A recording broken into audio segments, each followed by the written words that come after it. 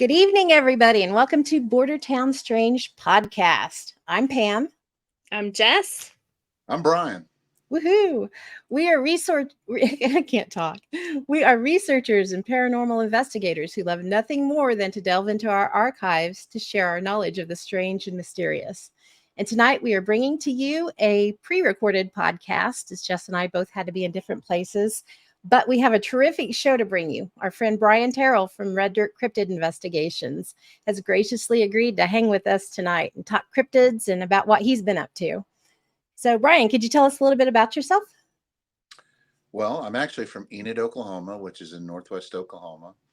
I've been doing Bigfoot research and cryptid research for a long time now. I get tired of tallying up the years. It kind of makes me look old, but we just started my Red Dirt Cryptids platform back in like 2016. Started building it and creating different stuff, and we put out material every so often on YouTube and TikTok, and try to get the word out, and trying to get be a presence on the internet, so that if people do have an encounter, they'll know to reach out to me and tell me what's going on, and that's really what it is. It's an outlet, and it's for people. It's for the people.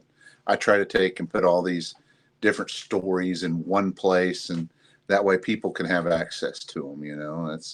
That's all I do, is I rob stories and put them in one place. So that's awesome. So, Jess, did you want to kick us off? Sure. So, like we said, Brian's a very good friend of ours. We met him a few years ago, correct? At the first big Paracon that we did? Yes. Yeah, I think it was 2 years ago, almost 3 years ago now.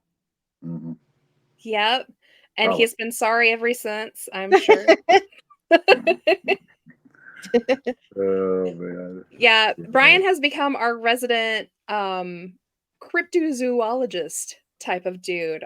Whenever we have a crypto question, we usually call Brian because he's our guy when it comes to that. Just to kind of introduce you to some of the people that maybe are watching our show that maybe have not seen you. A lot of the people that follow us watch us on The Fringe and What If Tomorrow and Amok, and have seen you on there. But I know there's some new ones that have not met you yet. So tell us a little, what is your favorite cryptid to hunt in the Red Dirt Cryptids?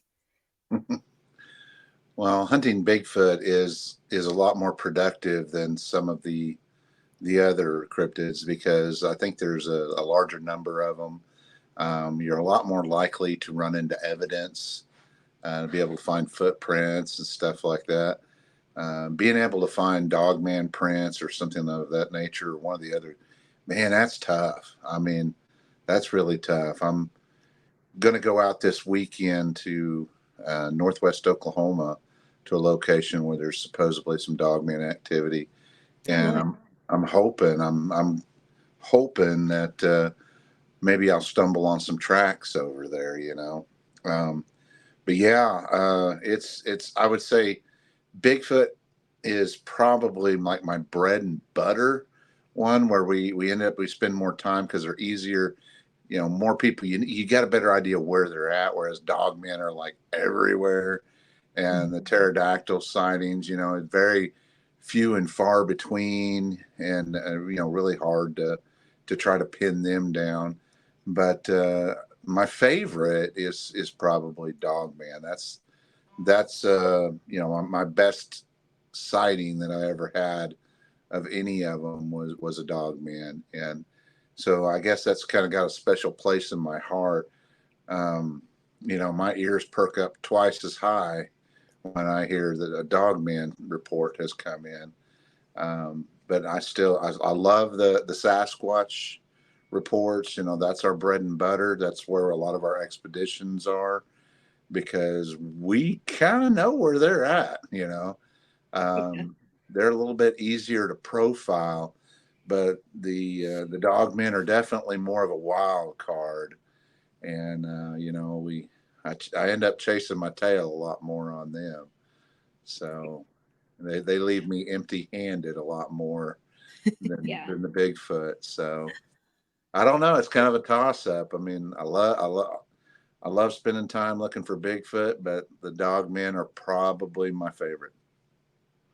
So, Cool. Right. Now, did you say that you did have a dogman sighting?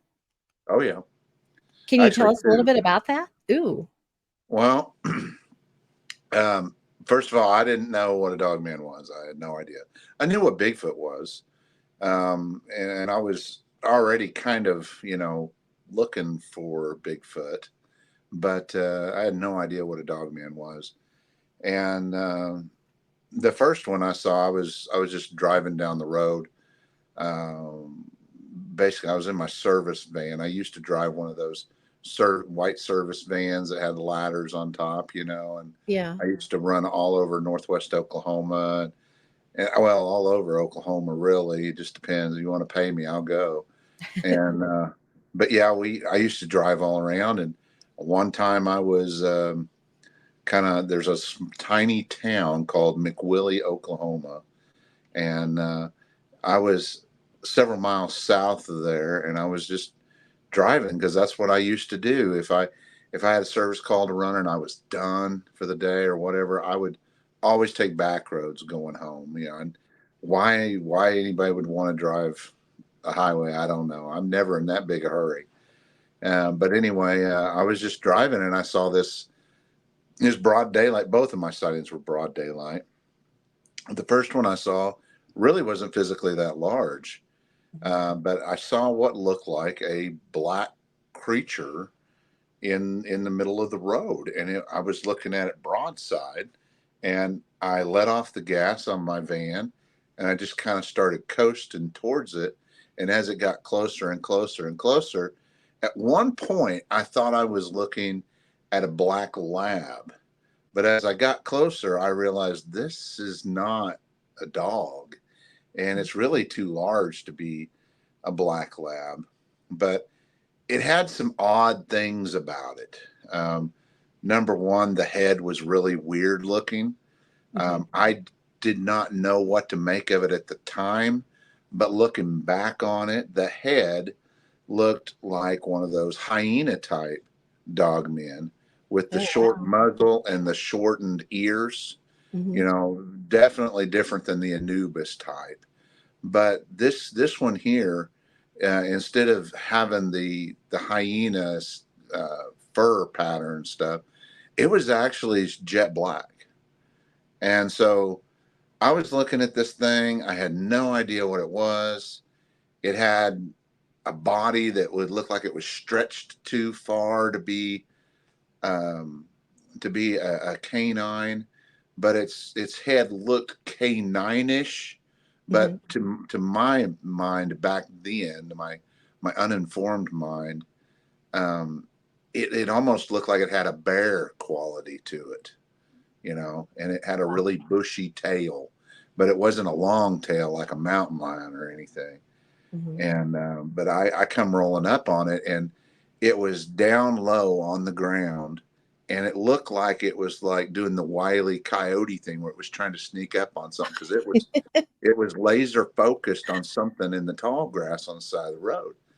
And about that time, I was getting really close to it, and I was sitting there, and I was like, "What in the heck am I looking at here?" And and then it turned around, it looked at me, and that's when I saw, it kind of looked like its head looked big, like no, just its head was odd shaped and it was big, and I could kind of tell that the head was odd whenever I was getting a side profile view. But when it turned and looked at me, I was really like, "What in the Sam Hades am I looking at? This ain't right." And then it took off and it jumped down into the bar ditch and it disappeared. I pulled up to where it was and I got out, and I got out like an idiot. And because this thing was pretty big. I mean, it wasn't huge like the second one I saw, but it was big enough that it was bigger than a black lab. It was too big to be a black lab. It was a little bit bigger than a black lab, and it was longer in the body than a black lab would be. And but I got out and I kind of walked over there and I was trying to see it, and then it just something hit me. I was like, I don't need to be out here with this thing. This By thing yourself. ain't right. Yeah. Yeah. Of course, at this point in my life, I thought I was the mighty hunter. My theory on it, I used to have a saying, I'm the scariest thing in the woods, but a lot of things have changed since then. Yeah. And, You were the part of the movie where everybody screams, "Don't get out of the car." yeah, yeah, my thought processes have changed a lot, but, I used to be young and a little reckless, but and it just kind of hit me, and I was like, I'm in danger here. I need to get back in my vehicle. So I got back in my vehicle and I kind of pulled forward, pulled back, looked. I didn't see nothing. And at the time, I was just like, I don't know what in the hell I saw. So a couple of days later, and it really bugged me. It really bugged me because I considered myself to be, a real outdoorsman, a guy that spent a lot of time. As I do, I spend a massive amount of time in the woods, and I always have, ever since I was a little kid. I saw something I had no idea what I'd seen. Well, a couple of days later, I ended up going to do some work at a school called Moreland School. It's in Moreland, Oklahoma, and their mascot is a bear cat. And they had this thing up on the wall, and I was like, the head on that thing kind of looked like, and so I thought at the time it was like a bear cat or something. I was like, Mhm. what, I don't know what it is. And I looked bear cat up and just kind of hit a brick wall. No, nothing ever, but I was just like, well, whatever the heck that was. So, and then a couple of years later, when I had my second encounter, I got a little bit better look at this one, and this one looked a lot more like a wolf. And but I was kind of over by Covington, Oklahoma, and I was driving. I was going out to one of my uncle's, a piece of land that is owned by my uncle, and I just happened to look out the passenger side window, or the driver's side window, and I looked over and I saw this thing sitting on like this little, I don't know, it was like a short cliff, and he was just sitting there, and I think he was just doing like a coyote will do. Coyotes will get on a high spot, sometimes even on top of a hay bale, and and bobcats will do that too. And they'll sit up there and they'll just watch for rodents or rabbits or something like that. And they'll just wait for something to give away its position, then they'll go sneak up on and kill it.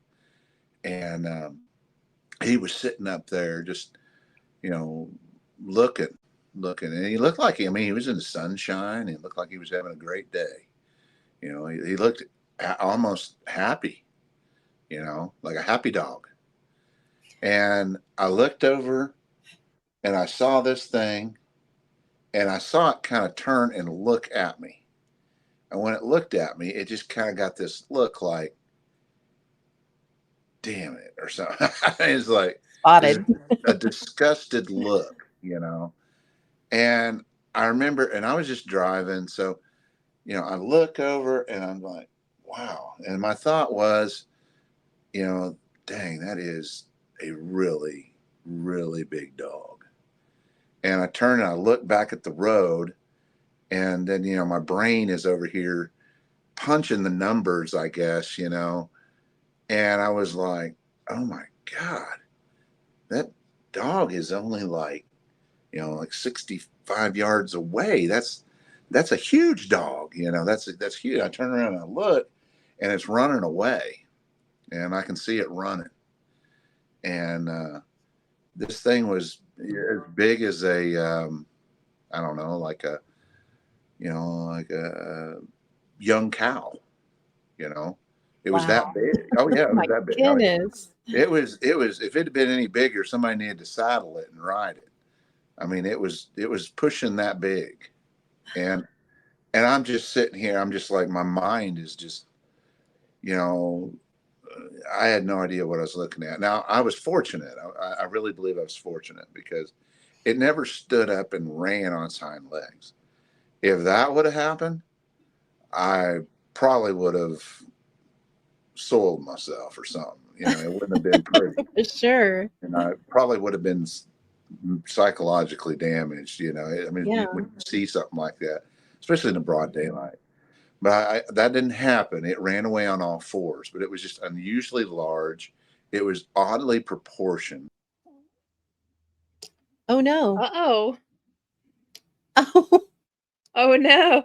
Brian fell out. That's okay. I'll continue while we're waiting on Brian to come back. Of course, I can't continue with Brian's personal story, but I was going to comment. Um, Brian talking about it actually looking at him and giving him a look that he perceived as an emotion, as if it was human. We discuss this with a lot of people when we're talking about cryptids and especially dogmen. Actually, dogmen in general tend to be showboaters. They're one of the few cryptids that kind of come across as if they're just as smart as you and they know what they're doing.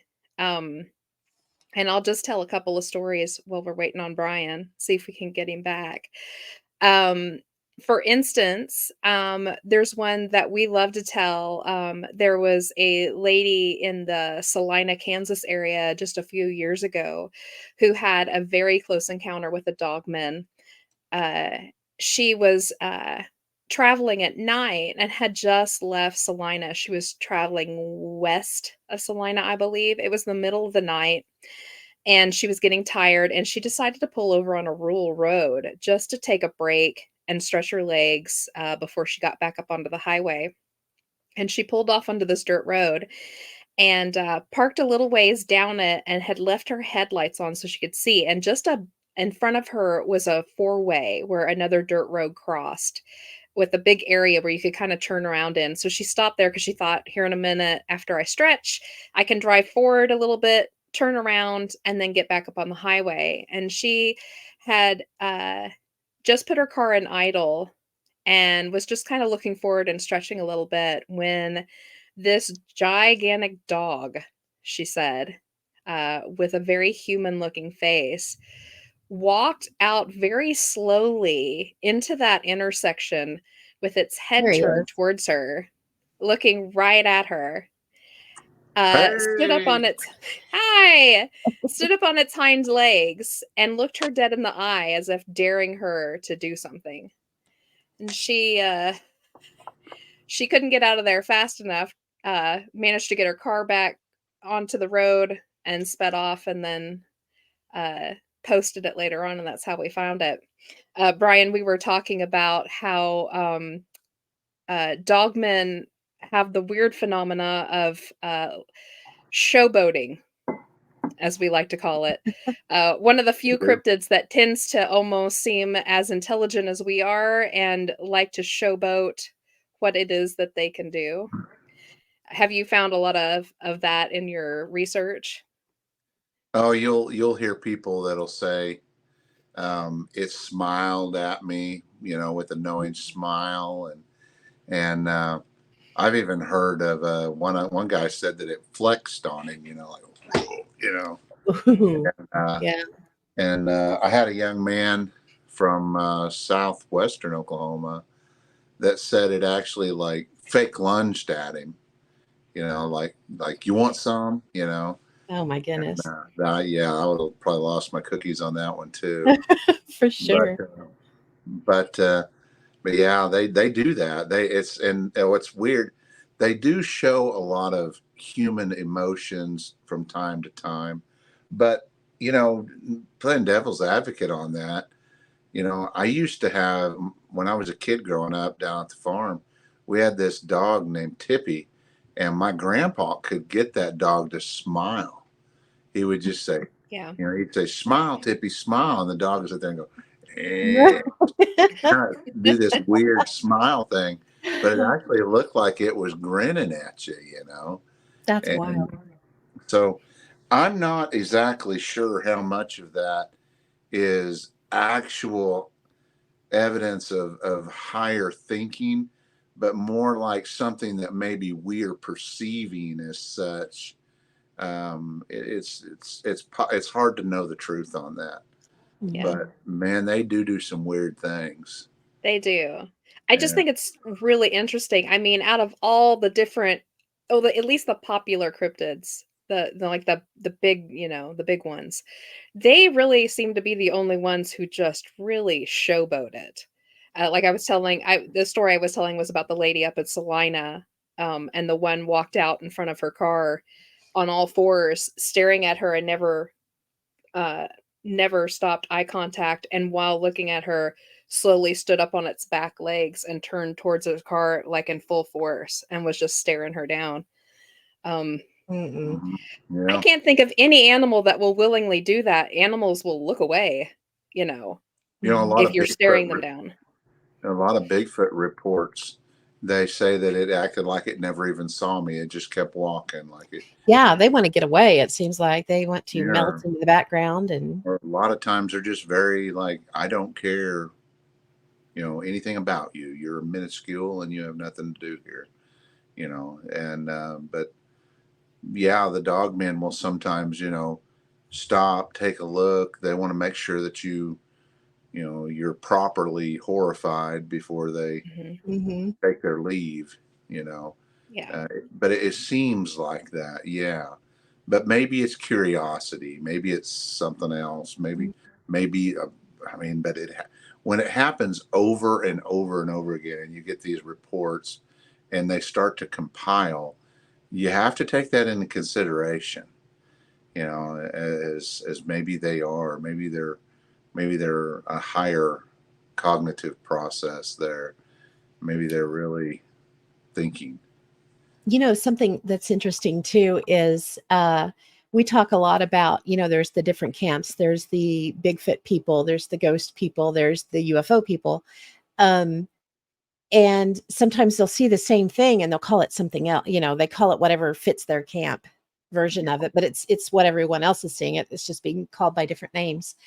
And I kind of wonder how many Bigfoot sightings would should actually be classified as dogmen, and maybe there are a few of those crossovers.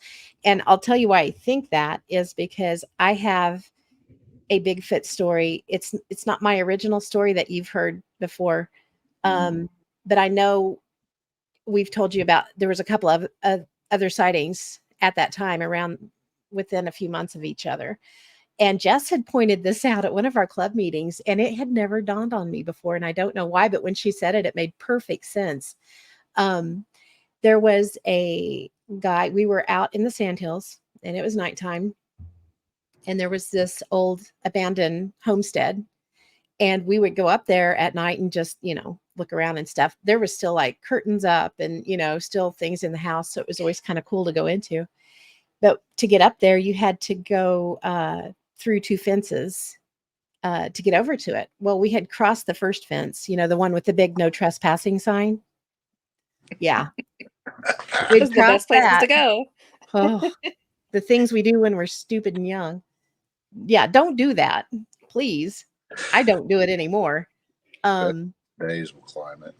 uh, so we passed that one, and then you went up the side of the hill, and you had to go through a barbed wire fence, and then you could go on up to it. Well, one of the guys with us had been drinking, and he was like, I'm going to head this way and find a bathroom and I will follow you guys. And we were like, okay. So, we're headed up a little bit and we hear him start screaming bloody murder. And he's back there going, Catman got me, Catman got me. And we were all like, he just got hung up in the barbed wire fence.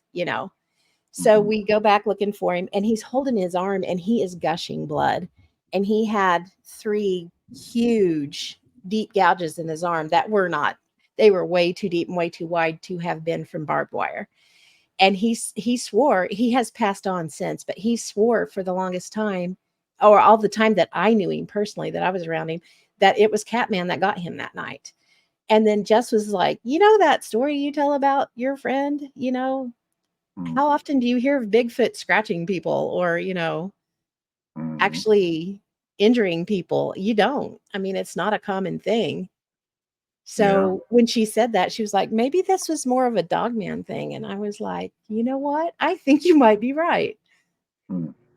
I don't Well, know. What do you you think think? about their facial structures similar, Mhm. canines and cats. Well, in his defense too, so Catman is a local caney legend, It is. and Yeah. it stems from 3 different separate stories that over the years have converged. The name Catman was attributed to a real legend, well, I'm sure a legend, a real, instance that happened, back in the, mid 1800s. We Mhm. had an actual cannibal come through. He Mhm. was living up in the caves and did eat people. They caught him and killed him, and he became a legend after that. Local parents would tell their children, "Don't play out at late at night because the cat man will get Man, you." I'll get you. The cat man, Yeah. because he's sneaky. He would sneak into places and steal people.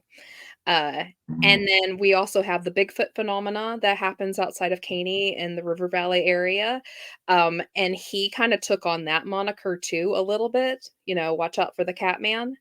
They blended And at we some point. also, yeah, we also had the Caney River Valley monster, Mm. which was an unknown kind of cryptid, but it also took on the Bigfoot thing too, and then it got tied into the original Catman story. Mm. So, I think when he was screaming, "Catman's got me," it was the only name that came to him. I Yeah. think he assumed if something was attacking him, it had to be Catman, regardless of what that monster was in his head. I think Yeah. that's just the one he used because that's the one that was supposed to be out there. Well, it was dark. It was It was dark. Yeah. dark, It he was a was dark. drunk and not Yes. paying attention, and I did ask Pam about that. I was like, "Could it have been the barbed wire if he was scratched that bad?" But she said the way it was, it looked like a scratch, not the wide barbs Yeah. that you It would see, you it looked know? like something swiped him. It didn't look like he got caught in barbed wire. And it was close. Barbed wire is going to be spread out a little bit more. 4 inches It, apart. Yeah. yeah, it was close. It would have been like if somebody, took their, yeah, and scratched down. Did he have He's to have lucky he stitches didn't or bleed to anything? death. I think he did, if I remember correctly, because we had to take him back to town. Wow. People don't need stitches usually with barbed wire. This would Yeah, have been 80, 87, 87, 88. I would say Wow. yeah, 87. Yeah. and that's our s Well, for so Brian knows and so that the listeners at home knows, 96, 97 is our big spat for our active Caney area. We 86, had just 87. gotten over the '86 flood, Yeah. and we have numerous reports from those 2 years. Bigfoot, dogmen, cryptids, little people, Mhm. flying dinos. It was a huge spat over 2 years. Like everybody and their dogs were seeing stuff around the mhm. Caney area. So, Literally. Mm. yeah. Interesting. So that story is actually part of the database that we sent to you. So that may be something that we need to go back and update, Hmm. look a little Wow. closer at. Yeah, I haven't looked at that since I plugged all that stuff in. Hmm. So that's crazy. I think you're right, though. I think a lot of these cryptids get interchanged. People, a lot of times, we put a name on it in our head. We have to categorize it in our head. And if we're familiar with Bigfoot, it becomes Bigfoot. If we've been watching too many werewolf movies, it was a werewolf.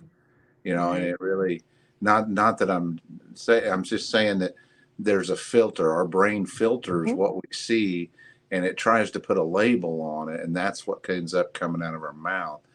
I do believe that a lot of Bigfoot reports are actually dogman reports, and vice versa, Hmm. depending on the Mhm. eyewitness and what they say, or what they how they interpret that data. Hmm. um, there could be other cryptids out there too that people are seeing that they're interpreting differently. And I ran into a young man one time that saw what he was describing as a Wendigo. But once I got it, I kind of pinned him down and slowed him down and like, exactly what did you see? Blah, blah, blah, blah, blah. And the Cliff Notes version is he was seeing a Bigfoot, but it had deer horns on its head. And Interesting. yeah, it's very strange, but Mhm. I don't know if that was some kind of headdress or what. Some people theorize that Bigfoot wear wolf headdresses and stuff like that from wolf fur or something. And I just, it's impossible to know for sure. All we can do is speculate and try to keep an open mind, because I think there's a lot more stuff going on out there than just Bigfoot and Dogman. And, Mhm. it just, certain things are regional too, like your frogman encounter up Yes. there at Mhm. the dam. That there's a whole, I can't remember what, it's somewhere up north, up in Loveland. New England or something, but they have there's a whole cryptid following up there of frog people or Yeah. whatever. Mhm. And I I think it's was, Loveland, Michigan. yeah, the Loveland Frogman or something. Yeah. And Mhm. I was just like, what? Where's the bottom to this rabbit hole? I mean, I Right. don't know, but apparently that's a fairly common thing up there, that Mhm. people Yeah. are beginning reporting. And that's one thing that I think is interesting, because when certain types of cryptid sightings are regional only, I think that actually adds credibility to it. You take like the Flatwoods Monster, okay? It's not like people are reporting that all across the country. That's fairly localized around a certain Mhm. area. And because and that was a nationwide thing. That was all over the news. So theoretically that group paranoia factor that psychologists like to throw on this, um, that was the ability for that to happen was there, but it never was there. And after a certain time period, nobody ever saw this thing again. It just, when it died, it died cold, and that was it. I mean, you would think that Oklahoma would have more Loch Ness monster sightings with all the lakes that we have. I mean, if these sightings that everybody is seeing is just, drug hallucinations and being drunk, I mean, Lord knows we got plenty of that in Oklahoma. I mean, you think that we would have all these people reporting them, because the Mhm. average individual out there doesn't know that most of the lakes in Oklahoma are, you know, 60 years old or less, Yeah. but they don't know that, Yeah. you know. So my point is you would think that if people are just making it up and it's just all hoaxes and it's just, drug hallucinations, you would think that we would have all kinds of weird stuff being reported, but it's not. It's like, it seems like a lot of times it's the same things over and over again. A lot of Bigfoot, a lot of the stories with the Bigfoot, they all line up nice and neat. The dog man thing, a lot of the stories have these eerie similarities, like the smiling and all this. There's Mhm. not a whole lot of weird deviations. I mean, every once in a while you get one, but my point is we don't get a whole lot of chupacabra reports in Oklahoma. Yeah. Just no. Everybody knows what chupacabra is, but there's not a whole lot of reports. There's maybe one or two in the whole state. So that tells me that it's not just a bunch of crazy people. People are actually seeing these things. Otherwise it would just be random and people would be seeing everything everywhere. And Mhm. just, it's like, what's the cryptid flavor of the day, And but yeah, that I think there's a lot of things that are getting mistaken back and forth and upside down and forwards, and uh, and then every once in a while you get a true wild card, you know, like Yeah, that for like that sure. thing that your friends saw. Yes, absolutely. Yeah. So, Before we move on, Yeah. I just want to. A lot of people I've run into don't even know what a dog man is, which I think is amazing. But I also think about back just a few years ago. Well, it's been a little bit more than a few years ago, back when our team didn't even study cryptids.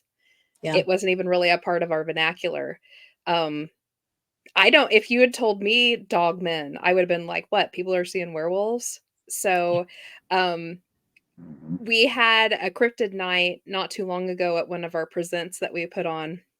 And I tried to kind of put together a running tally for people so they could really get a sense and a feel for how prevalent cryptids are in this area, especially on the Kansas side. Kansas is kind of a blank spot when it comes to these, like how to look for cryptid books and what, where do you find the best cryptids? And Kansas is, this black hole.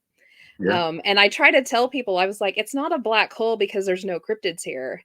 It's a black hole because the people that live in Kansas don't report them. Ding, ding, ding, ding. Yeah. So what I did was I tried to do a tally, and every time we talked about a new or a different cryptid, I would try to give them a tally of the reports that we had. Mhm. Now I don't have the reports for Oklahoma, but I showed them 17 different reports that we have for dogmen just inside of Kansas, and that's not all of them. That's just the ones that I've collected, uh, Mhm. both personally and ones I have found reported through books and internet and stuff like that. Um, and people just don't realize how prevalent they are. Bigfoot aside, I think dogmen are probably right behind Bigfoot Mhm. reports. Definitely number two. Um, Yeah. yeah. So yeah, it's the same in Oklahoma, how Yeah. prevalent these are. I I did probably have have I have one dogman report for every 4 Bigfoot reports. yeah. That many. Wow. Wow. I've got over You're 60 now. So, and That's I'm behind. amazing. Yeah, I'm still behind. Summer needs to come back around, so I'll have more free time. So, yeah. yeah. My favorite, I love telling this little story. This is just a little quick thing. Um it's been about a year or so ago. I was on a group chat about cryptids, and this lady out of Missouri had gotten on there and said that she had seen what she thought was a dog man after she had kind of looked it up. And people were agreeing with her. Oh, yeah, that's probably what you saw. And someone else mentioned that they saw dog men a lot in Oklahoma too. And this woman was so mystified. She wrote on there, she was like, "How did you see dogmen in Oklahoma when it was here in Missouri?" Because And there's I more was than like, one. I finally got on there with her and I was like, "What makes you think that there's only just the one?" And I must have scared the britches off this poor lady because she was like, "What do you mean there could be more than one? Don't you think maybe it just traveled?" And I was like, "Sure, if that's what you want to tell If that yourself." makes you sleep better at night. It had a mommy and it had a daddy. Yeah. Yeah, Yeah. Exactly. Well, I'll but be yeah. honest with you. If you'd when I saw that second one, I thought that it was just a wolf hybrid dog with gigantism, and I Mhm. just if you'd have told me there at that time, there's a breeding population of these things, my brain would have exploded then. I mean, I just I wasn't ready for that kind of download at that point, but yeah, I mean, I get where these people are coming from, and we giggle about it now, but there's people out there right now that are have no idea that these things are out there, and they're just driving along minding their own business, and they run up on one of these things. I mean, I literally, like, 2 hours ago, just got off the phone with a kid from Tulsa that is driving down the road at night, coming home from work, and bam, there this thing is, and it's looking at him, he just, the only thing he could think of, he wasn't thinking about stopping and trying to take a picture or get out his phone or he just like, I just want to get the hell out of here as fast as I can. Exactly. And that's exactly what he did, and like you said, and I asked him, I mean, I did not try to lead him with my questions because that's a no-no in my business. Yeah. But I asked him questions, open-ended questions, and trying, because he wasn't telling me if it was a Bigfoot, or he wasn't telling me it was a dog man, and I was trying to get him to tell me without me asking him, and he never did. And I asked him towards the end, I'm like, well, do you think it was a Sasquatch that you saw, or do you think it was like a dog man? And he's like, you know what? I don't know. It could have been either one, I guess. He said, I felt that it was a dog man because I felt this feeling of dread come over me. Mhm. And that was his reasoning behind it, was that he had this feeling of dread that he got. But I've heard people get that same feeling with Sasquatch too. Mhm. So I don't know. So, but yeah, they're a lot more common, I think, than what we even, probably more than what even us three realize. Mhm. Yeah. I mean, we're getting Always, these reports trickle in, but think of all the reports that are not getting reported. yeah. You That's know, what I was gonna say. Would you tell everybody that really quick? He has a well, I shouldn't even say a theory. It's the absolute truth on the process of how things, even if they do get reported. Brian does a fantastic presentation. If you ever get to go and see one of his Red Dirt presentations, do it. But just kind of do your little explanation. well, in order for you, the consumer, I guess you would say, to get a report in your hands or in front of your eyes, a lot of moving parts have to come together. And at any given time, that report can just vanish forever. The first of all, you got to have a cryptid, of course, and they're rare, but you also have to have a human, you know, and that seems like a no brainer. But, depending on where your location is, sometimes people are not very common.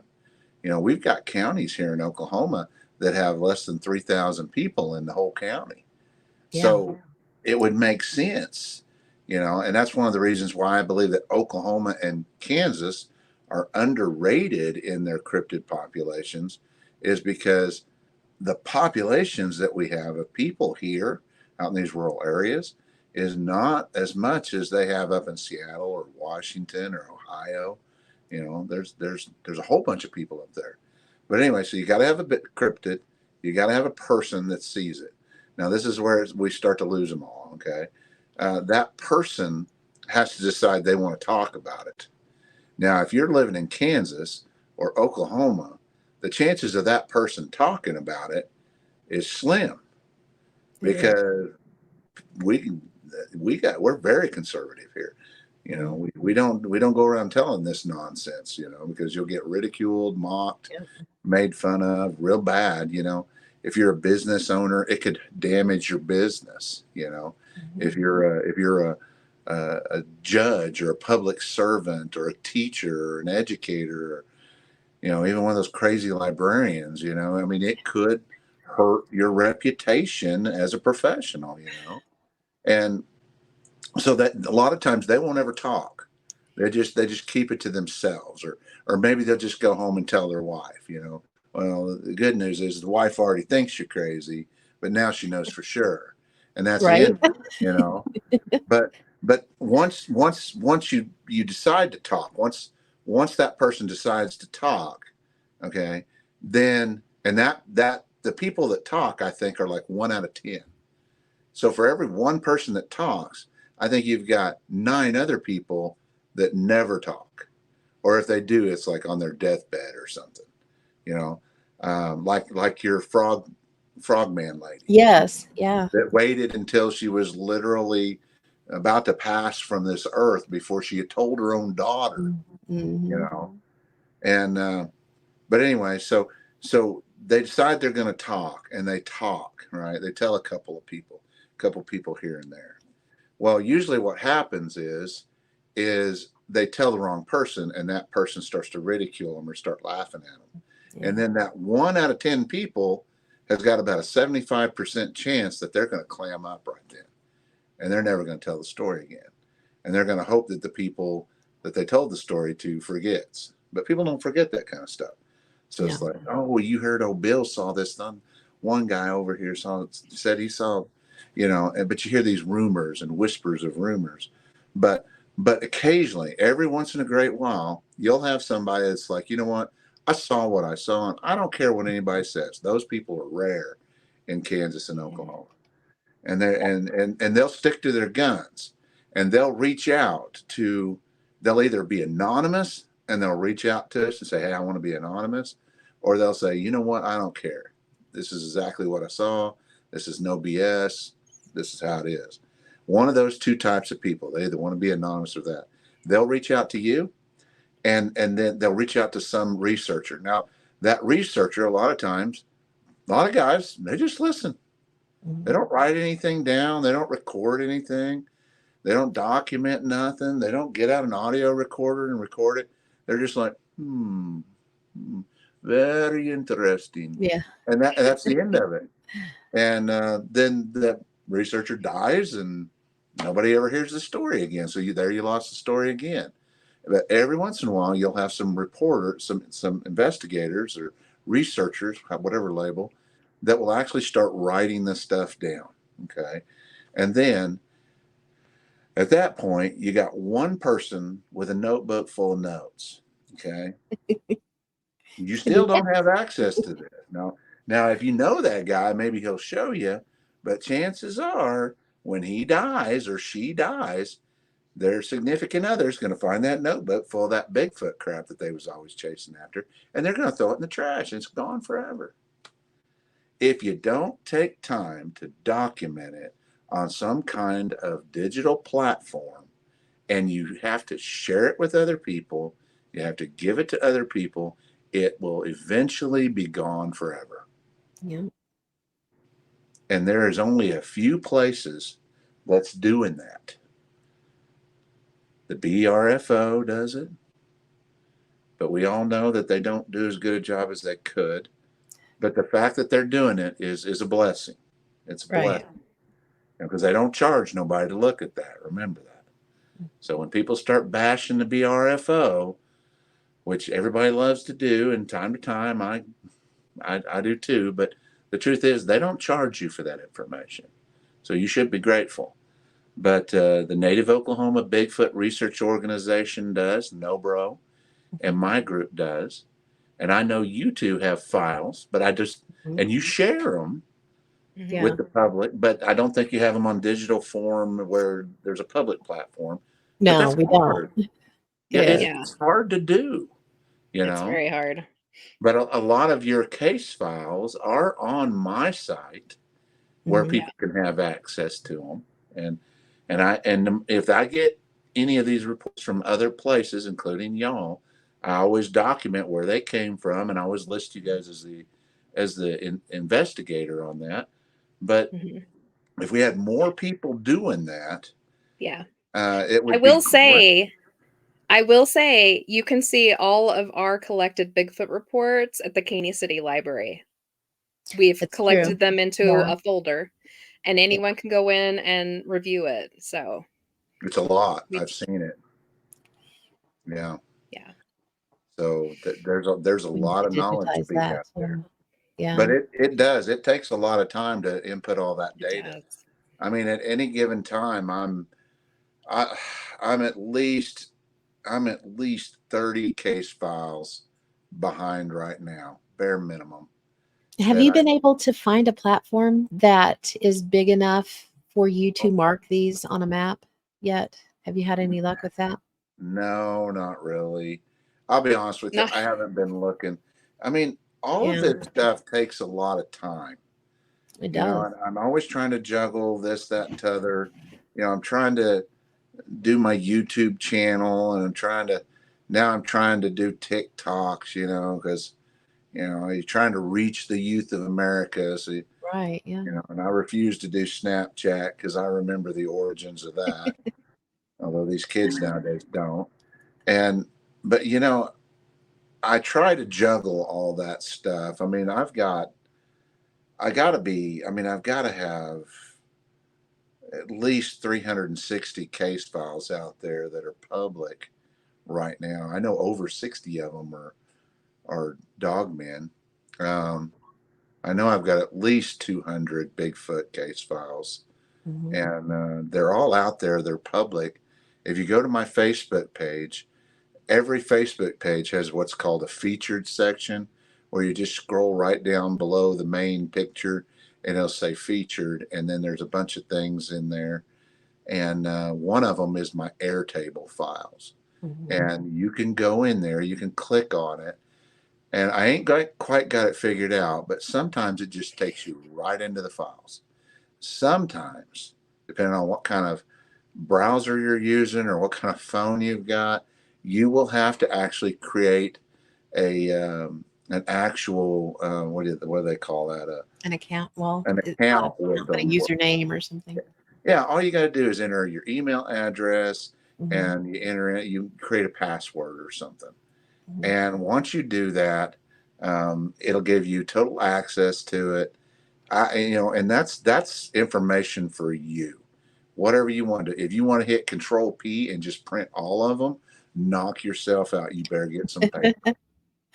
It's going to be a while. Yeah, and you're probably going to need a few ribbons in your printer too, because there's a lot of data in there. And Mhm. that stuff takes time that your average Joe just doesn't have. I mean, if I wasn't a teacher and having all this time off, I wouldn't have had time to do all this. Yeah. If I was still in the field, none of this would have ever happened. The truth is, I'm an educator now, and I got all this free time off, and I don't have to work all these weekends and stuff, and I get to be out in the field more, and I get to do this more. So, It's and very cool. the rainy season is coming, and usually when it's rainy and poopy out, that's when I'm in here plugging in data. So, looking It kind of is looking. definitely raining. It is It hit early sadly, this yeah. year. For all you at home that's listening to the rumbles and having a We're crazy actually night here. this is pre-recorded, and it's actually April 7th or March 7th when we're recording this. And yeah, there's tornadoes and all kinds of crazy weather going on tonight. So Oh man, glad it's you, not Yeah. me. yeah, Yeah. honestly, we need all the water that we can get. So rain away, just please don't blow us away in the process. Yes, I know it. exactly. Oh All man. right. So moving on a little bit, we're going to talk about a few other uh cryptids. I was going to get into some of the lesser well-known ones on tonight's show. Um one of my favorites, and one of, I think, Brian's favorites too, is petrosaurs and flying dinos. Um Yeah.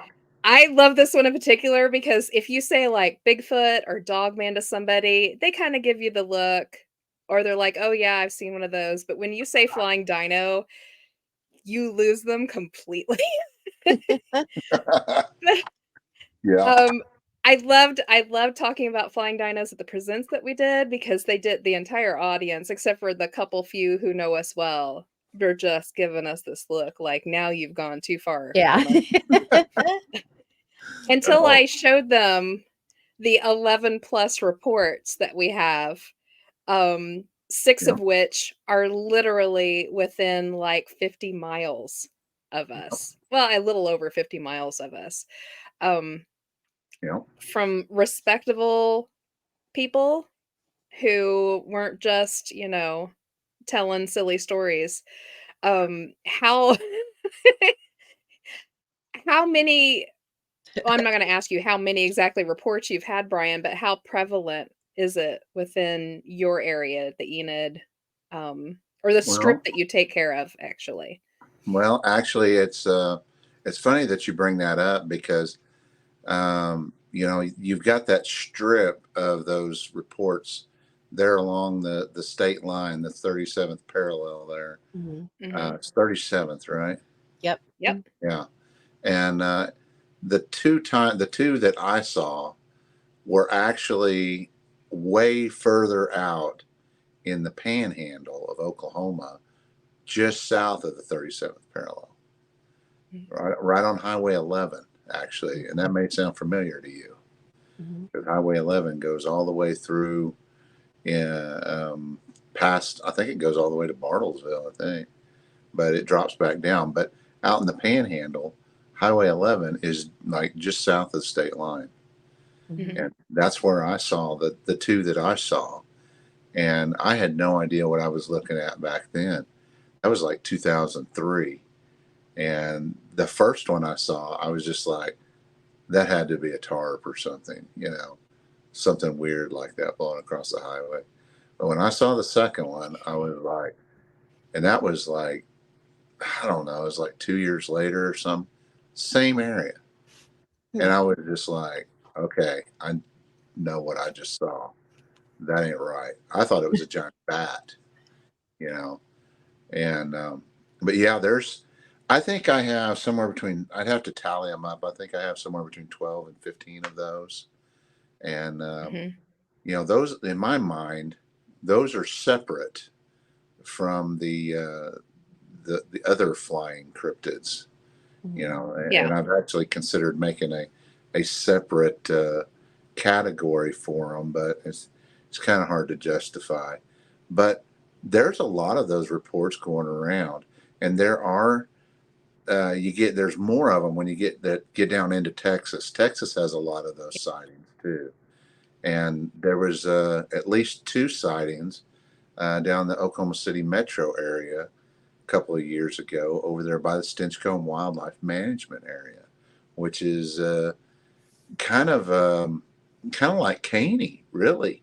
I mean, there's a whole lot of weird activity that goes on down there, and it's like a little bitty area just on the outside of the Oklahoma City metro area that has all this Bigfoot reports, all this activity. It's like this little mini nexus that's like less than 5 miles square, that's basically in the Oklahoma City metro area. And it's crazy, but there's been reports there too. And there's more reports down in Texas. I know New Mexico and Arizona, those reports trickle in, although I don't really try to keep track of those, like I do some of the other ones. And I think wasn't there a lady at the conference that said she saw one further north up in Kansas? Yeah. With the I can't remember who it was, Kansas but yeah. cryptids. She was a Kansas cryptids and She was from lady. Fort Scott. Yeah. Yeah, Okay, I you have her brought, story. Yeah. yeah. hmm I mean, to me, and these people. I mean, I've never heard of anything like that before. This wasn't something that I just pulled out of my hat, you know. But a fun fact about these pterosaurs is they're the only cryptids out there that actually has a fossil record to go with it. Yeah. And that is extremely rare. And because of that, I mean, we really don't have any evidence, like real evidence, that they've been annihilated from the face of the earth. They're reported in New Zealand too all the time. Yeah. There's people out there that report them. I believe they're seen in South America, and the ones in South America have some kind of glowing light that emanates off their head. Wow. You know, Oh, like and they've got like a luminescence or something to them? yes, they have some kind of a Wow. luminescence. Yeah, and I'm not an expert on these things by any means. No one is. But I think my personal opinion is that these things are primarily nocturnal, which is why nobody ever really sees them. I'm going to guess they probably have a real slow metabolism, and they probably come out at night. They fly around. They stay close to water sources. Is the general consensus, because almost all of the reports are near some type of river. But they're either hunting the rivers for fish, or maybe they occasionally will take a deer out of a field or something like that, and feed that way. But it seems like to me that a creature that flies in the air, is primarily nocturnal. I mean, you're never going to see them if they're, above 15 feet in the air. Um, it just makes sense that they would leave so much less evidence than, say, a Bigfoot or a dog man or something like that, because they're covering vast swaths of ground and they're not even touching the ground, you know. Mhm. And I told you about that guy out in western Oklahoma that supposedly got attacked by one, an oil field guy on a tank battery, and he supposedly had to go get stitched up. I still am looking for that guy. I want to interview that guy and find out what really happened. I mean, imagine if that guy's got like scars from that. I mean, how freaking cool would that be? That'd be wild. Cool and scary. Do you Yeah. imagine being in his position? That's How would typical you crew. even? Yeah, Oh my goodness, it's yeah, scary. it really is. But that's the only one I've heard of attacking a human being. I mean, for the most part, people just see them from a distance flying away. And even the daytime sightings are usually, really close to sundown. So, Usually, if an animal attacks, it's because they're protecting their young or, in a just hungry. situation like that. So maybe you got a little too close to a nest. Maybe he just looked like he'd make a fine dinner. He looked like a chicken Very, yeah. nugget. Yeah. Oh man, I don't know. I think they're fascinating, and They are. I would be willing to bet that there's probably more of them than we realize, because the simple nature of them being airborne like that. I mean, it just kind of makes sense that if they're nocturnal, hell, you'd never see them, Yeah. Yeah. and they have to be nocturnal. But how cool would that be? I don't know. It's interesting when you talked about those that have the luminescence on their head too. Um, Yeah. and if they're nocturnal and they have a luminescence to them, I wonder how many little fairy lights and things, could be Orbs. attributed to that.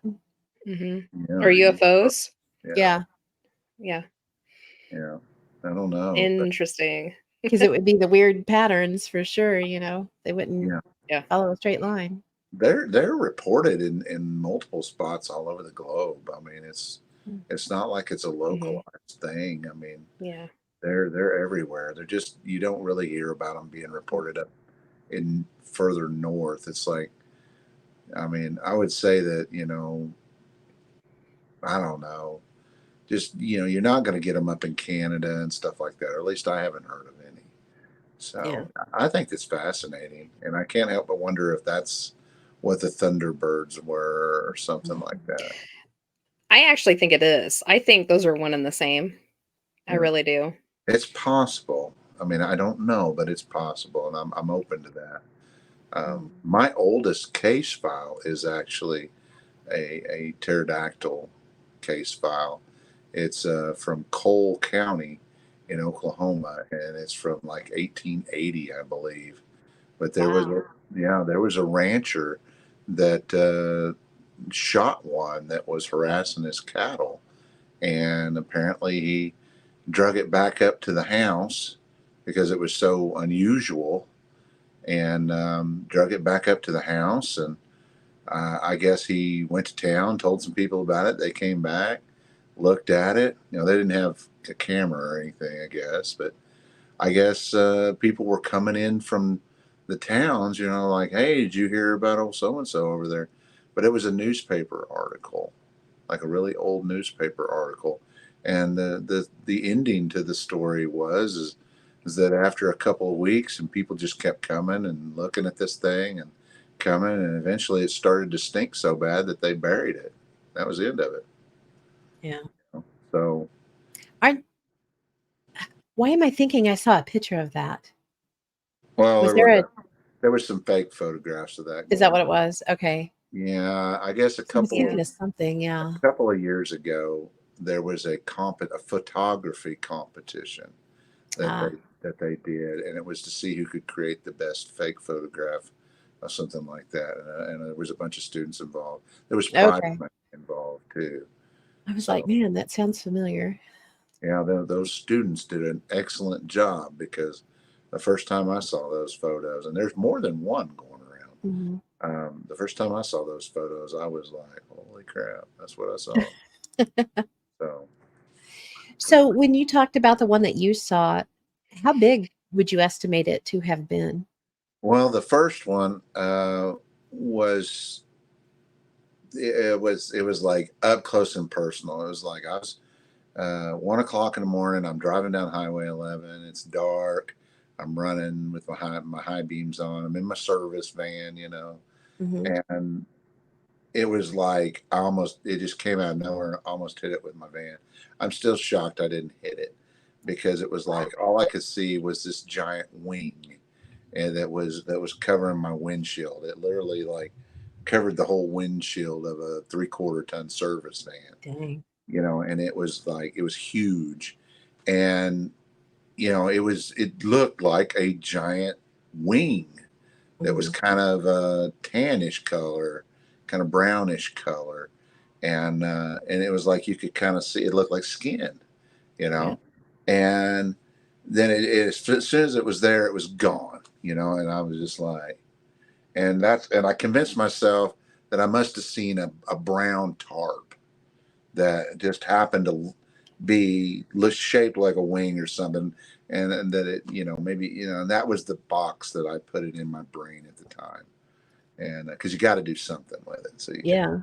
And but the second one that I saw, and that wing, that one wing that I saw, it had to have been like 8 feet long or more. So that's Dang. that's like a 16-foot wingspan, right? That's huge. Yeah. Well, the second one that I saw was actually smaller than that. And that's when it really hit me. It's like, okay, there's a breeding population of these things. Hmm. But the second one I saw, I was running down the highway and it came across the highway, like, I don't know, it was like 50, 60 feet in front of me. And I had my brights on. I was running with my brights on. And I was west of Alva quite a bit, and I saw it fly in front of me, and it looked like a bat. It was reaching out in front of it with its wings, and then it just went, poof, and that's what I saw as it flew in front of me, and it looked like a big bat, but for some reason I was hyper focused on the wings, and I really didn't pay attention to the head. Hmm. But and that's part of the reason why at the time I thought I was looking at a giant bat, Yeah. and I actually ended up calling Alabaster Caverns, and I talked to some kind of staff naturalist or something, or biologist, and I asked them, what's the biggest bats that you guys have down there? And they said, well, that's the big brown bat, They called it the big brown. I'm thinking, oh, this is what I saw. And I was Yeah. like, how big is it? He's like, oh, it's got like a 12-inch wingspan. And I said, did you say inches?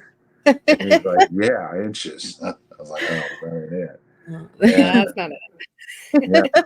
and but I did a little bit of this was like 2003, and I kind of like tried looking on the internet, Yeah. and I wasn't internet savvy back then. I thought back in 2003, I still thought the internet was a fad that was going to go away, and I was the last one to really discover the internet. But now I saw these pictures of these giant bats down in South America, that had like a 6-foot wingspan, and I thought, well, that must be what I saw, is one of these giant bats, and for years that's what I thought I saw, Yeah. until I was watching there was a uh, History Channel show, I think it is, and it had Ken Gearhart and Lyle Blackburn in it. It's called Yeah. American Flyer or something, or the Oklahoma Flyer, and that's when they were doing an interview. They went down and interviewed those ladies that saw that thing down there at those creatures down Stinchcombe, and they traveled around. They did a little movie show thing. It was really good, and that's when I was like, oh my gosh, I'm not the only person that has seen these, you know. And I was like, well, that could be what I saw. That definitely could be. That checks a lot of the boxes. I mean, I don't remember it having a long head or anything, but you know, I mean, how much, you know, it's real short. I mean, it's flying at speed across in front of me. You know, I mean, I'm not going to have that many details, but I'm Right. still to this day, I'm confident that that's what I saw. You know, but man, that's really what happened on my encounter, and it wasn't long after that I started, you know, doing research and finding out more that there was other people that were seeing these pterodactyl, you know, these sightings, and that's why when I found you guys, and then I think just casually said something about pterodactyl. I was like, well, what? What'd you say? You talking, you know, pterodactyls? What? You know, and Yeah. I was like, hold on. She's like, well, I've got a paracon to run. I'll tell you about it later. Like, you ain't Pretty going much. nowhere. Can't imagine you girls being busy during all that. No, no, not at Yeah. all. But anyway, yeah. But yeah, I think those are really cool. But I think, you know, the way I look at it, and this is just me, man. If I saw two of them within like 2 years in the same spot during the same type of, you know, it's both like 1 to 3 in the morning. Mhm. I mean, man, there's got to be more of them out there. There's, you know, Yeah. because the two I Yeah. saw, one was bigger, one was smaller. The smaller one probably had like an 8 foot wingspan, you know, and so that, Yeah. yeah, I mean, 12 adults and a child, maybe. who knows? I mean, there could Yeah. be a whole herd of them out there. Yeah. I mean, you think about it. What do they really need to survive? You know, they need water, Mhm. and I mean, they could just live off of deer as Yeah. long as Hmm. they're, you know, eating the livers and stuff like that. I mean, everything you need's in the liver. Good I point. mean, that's how mankind survived and without scurvy for centuries, was eating liver. So yeah, I know it's kind of grody. Oh, not a fan. Interesting thought. So we have a lot of people don't realize this, especially out of state, that we have a little bit of a problem occasionally with finding cattle on roofs.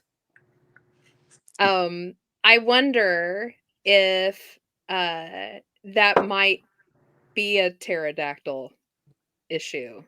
Maybe they got dropped. Yeah. Mm-hmm. I know a lot of people are like, you know, it's uh bobcats and stuff like that. I'm sorry. I've never seen a bobcat big enough to drag an entire cow Yeah, they're not that onto a big. roof. Yeah. Um, Now a big cat, I know we have big cats in the area too that we're not supposed to have. Yeah. Um, I could see that happening maybe just a little bit more like on the sheds and stuff like that, but I have seen them up on barns, like Yeah. two-story barns. Dead So ones, right? makes you wonder, you know, is that a pterodactyl thing too? Are you Well, seeing dead ones up there? Are they dead? Yeah. yeah. Well, I was, I don't know, about a year ago, I was I posted a picture that I didn't think was going to go that viral on my Red Dirt Cryptids Facebook page, but it was a couple of pictures that was supposedly taken. I don't remember. It was Texas or Oklahoma. I can't remember now, but of a longhorn cattle that had been set up on top of a pumping unit, an oil field pumping unit, and it was like really high up there. You know, this is a big pumping unit, one of the little baby ones, and you know everybody was like, well, you know, of course you've got all the people that are like, oh, you know, whatever, the pumping unit spun it up, flipped it up there or something. And I was like, okay, whatever. But yeah, I mean that could happen. And while we're on the subject, I mean, you know, sit down and talk to somebody that's owned cattle for 30 years. I mean, every once in a while you'll find one that's just dead. It's Yeah. not that For no old. reason. What if it got picked up and carried away, and just oops, dropped you. Mhm.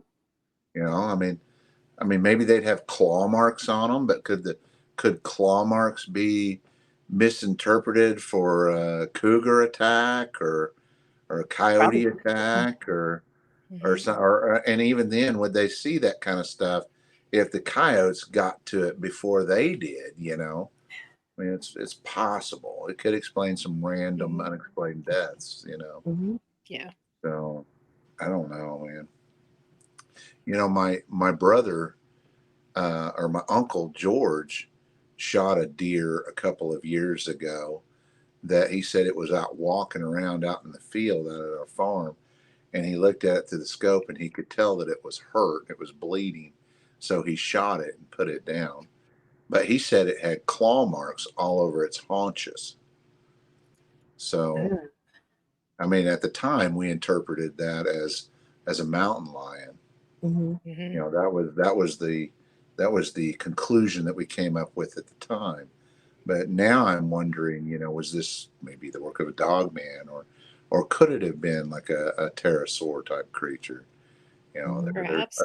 yeah, there's other options out there. Yeah. Mhm. It's interesting. There is. Hmm. Mhm. All right. So one of the reasons why we brought Brian on here is because we have in our little Caney area here, we have a new cryptid, uh, a conversing about. Um, and it's a new one to us, and I believe it's a new one to Brian. I can't find anything on this particular cryptid, and neither can Pam. It's been spotted 1, 2, 3, 4 times Mhm. in the course of a few weeks. Actually 2 weeks, I believe it was Yeah. seen. Um, so do you just kind of want to explain what it was, Pam? Because you've got the picture. I do. So one of the guys that's in our border town group, his name's Mike, and he started working in Bartlesville about a year ago, maybe a year and a half ago. And he's kind of like Brian. He doesn't take a highway if he can help it because he likes to travel the back roads. And so there's a great back road that comes around Copan Lake and swings up and goes through the sandhills and then comes back west of Caney. And you can if you travel east, you'll go right into Caney. And so he's been doing that for quite a while. And the sandhills again is an area where there is a lot of activity, and so he kind of keeps his eyes open. And I don't know, how long ago was it? About a month ago, maybe. Yeah, I don't have the date here with me, but yeah. Um, I have the thing here in front of me. Um, it was January 19th, actually, is when it was. Um, he was coming home and he had gotten north of Copan Lake. And there's a place where it branches off. You can take Highway 10 to Gila Lake, or you can go on north um, and go into Caney, hit the Kansas line, go into Caney. So he was going north and he got very close to Osage Point. He was about maybe a quarter of a mile south of it. And he watched this thing jump over the road. And he said it was crazy looking to him because its front legs and back legs were all stretched out and it didn't bend them. It just seemed like it arced over the road. And it was a light tan color. And he is a lifelong hunter. He knows what deer look like. This was not a deer. Um, he knows what other wildlife looks like. And it was like nothing he had ever seen before. So we asked him to draw a picture of it, and he did. And he's like, okay, I draw stick figures. And I was like, if you can get it down, I'll help you flesh it out a little bit. So we did that, and it's very interesting looking. And he said probably the one thing that made him realize that this, whatever it was some type of cryptid, was the fact that it was translucent. He could see through it, and he could not see its endings of its legs. So he couldn't tell if it had hooves, if it had paws, how it ended at all. So I helped him flesh it out, and I did not have time to get this up on anything, so I'll just hold it so you guys can see it. But there is what it looked like. Yeah. Now, interestingly enough, the shape kind of lends itself a little bit towards that Wendigo shape. However, it was completely hornless. It was Mhm. that filmy white color, translucent. And he said the front part of it was very muscular, Mhm. as if it had a lot of pull in the front of it. Interestingly, also, he said when it jumped the road, now this is broad daylight. It was evening, but it was broad daylight. Mhm. And he hurriedly drove up to where it had jumped over the road and stopped his car because he's an investigator. You know, we run towards things, we don't fly out. And he stopped his car. And just as he stopped, he looked in the rearview mirror and deer, actual deer, came flying out of the spot that it had gone into and was exiting as if they had been spooked out. Mhm. So whatever it was, it had some solidity to it. It wasn't just something for his eyes to see and nothing else. Enough to startle other wildlife for sure. Yeah. I actually went out that evening with my daughter and we sat in that area for about an hour. Just kind of taking readings and watching. It was in January. It was very cold Yeah, that well, night. Um, we saw nothing. We didn't even see any normal wildlife because it was just so bitterly cold. There was mhm. nothing out. Um, Now the next day we had a paranormal club meeting that we hold for the public to come in and talk about the paranormal, and we were just kind of off on the side just chit-chatting about it with some of our other members when a lady that we know very well from the area came in and kind of butted in on the conversation, and she was like, "Wait a minute, did it look like this, and this?" And we were like, "It did. How do you know this?" And she said, "I saw it that morning." And she explained it. She was actually, I think we guessed it was about 15 miles away Yeah, from the Mike sighting. yes. She was headed north out of Caney, Mhm. just a little ways outside of Caney. And it was dark. It was still very early morning, and she was heading north, and there was a car coming towards her heading south. And as their headlights kind of met, she saw the same thing leap between their cars, and she saw how translucent it was because she watched it jump in front of the other car and saw the car through it. Mhm. And she explained the same weird wonkiness. She never saw its legs move. Its back legs were stretched out back, its front legs were stretched out forward, kind of like in a cartoony appearance. Yeah. And those never moved. And it literally jumped over the road with its legs out like Mm. that. If you guys wanna laugh, I did a horribly poor job of a, uh, She did not a a graphic, but a yeah, kind of like a a little cartoon of it. cartoon. Yeah, if you go back and watch our very first episode, where we did our podcast warming, it's in there, and it's pretty humorous. Yeah, it's pretty silly. Mm. So this woman's sighting didn't end there. She messaged us very quickly about a week out from that. She said, I saw it again. And Mhm. it was very near my home. She lives in a rural area outside of Caney, and she was heading home, and it jumped out right in front of her car. In fact, she thought it was a deer at first. It was dark, and you get any movement in front of your car, you're slamming on your brakes because you're assuming this is a deer jumping out in front of you. And she said it was not. It was that same exact creature. It was completely see-through, that white, meshy kind of color. Um, Jumped across the road and into the tree line. And then she saw it one more time the very next morning as she was pulling out of her driveway. Her headlights pointed into the field across the road, and it was there just bounding into the deep grass. Mhm. So 4 times this has been spotted now. And I will say, this woman that I'm speaking of, we've all known her for a very long time. Yeah. She's well respected in our area. She would not be making this up. And the fact that she could explain what it looked like to us before she'd heard the entire story Yeah. is where I think, uh, the credence comes from. She saw it too. She did. And we've been calling it not a deer because we don't have a name for it, but we know it's not a deer. And that was very adamant on Mike's part. It is not a deer. There is a thing in the Appalachians called a not deer. I've seen drawings of it, and they don't really look anything like what Mike had described. So I don't think that's what it is. But just for lack of a better term, we've been calling it not a deer. Yeah. Nope, dear. Nope, deer. Yeah. Nope, dear. Man, that's crazy. So a couple questions. It's been seen in the daylight and the dark, right? Hmm.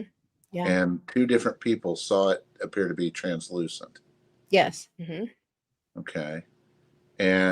But all of them were near a roadside. Yes. Yep. Hmm.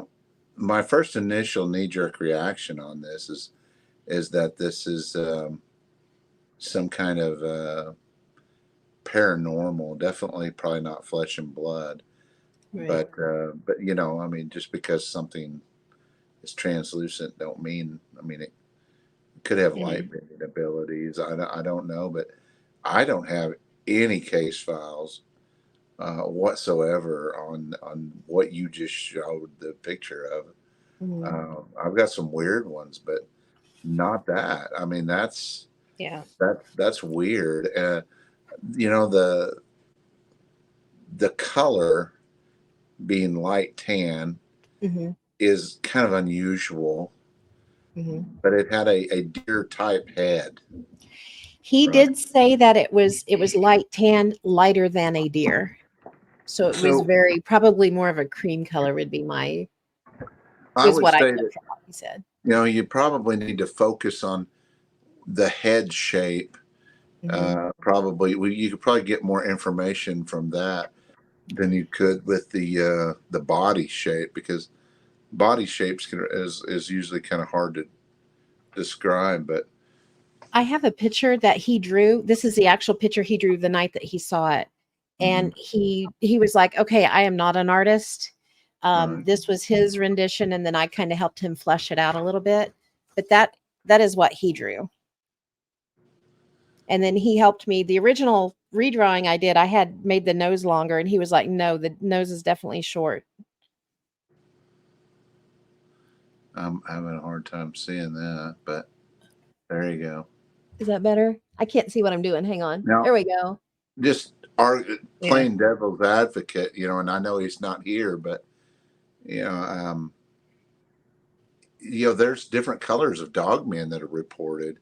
I mean, there's Mhm. been white dogmen reported. We had one reported down by Lawton not too terribly long ago. But and short-haired variety dogmen are out there too. Ones that almost don't look like they have any fur at all. Mhm. Could it have been? Dogmen are reported to having a very Yeah. muscular chest, slightly smaller waist. You know, I'm The curious only thing about the the only thing head. that gives me the only thing that gives me pause on it being a dog man is that both him and the woman explained that the bodies were very long and sleek, yes, with the muscular chest, but it was the legs that got them. They were very overly long and very stick-like, and Yeah. they never ever see the legs move. We kind of made the joke. It was almost like watching a Monty Python movie with the Yeah. silly um cutouts that they put in the back and they never actually move. You just see them shift through the scene. Yeah. That's how Mm, they explained it. Both of them said their legs, they never see the legs move. They're overly long and stick like. The front stick out and the back stick out the other way, and they just move like this. And they never see. And they're long and spindly. Just the weird. calves or the thigh areas are very muscular and strong looking, and it just comes out to these long stick. Man, that does sound like a deer, doesn't it? It It does. really does. Yeah. Mm. But overly exaggerated in so many ways. And the face was much shorter than a deer's face. the muzzle. Hmm. That's very interesting. Did it have ears at all? I'm not. I didn't draw any on. He didn't draw any on his, and he did not say that it did. Yeah. No. And the woman didn't mention ears either. They just said it was very sleek, Mhm. very pale, no antlers whatsoever, um, not super furry. Mhm. But they said that it's weird look. I think, didn't Mike say at one point that because it had that translucent look to it, it looked sometimes like you're looking through the heat waves off of a highway? I Like it think so. almost had that shimmer Yeah. Mm. to it. Or maybe it was the woman that had said that. I can't One of them remember. did. It One may of have them been said her. that. Mm. Yeah, That rings that a it bell, had but I that. don't remember which.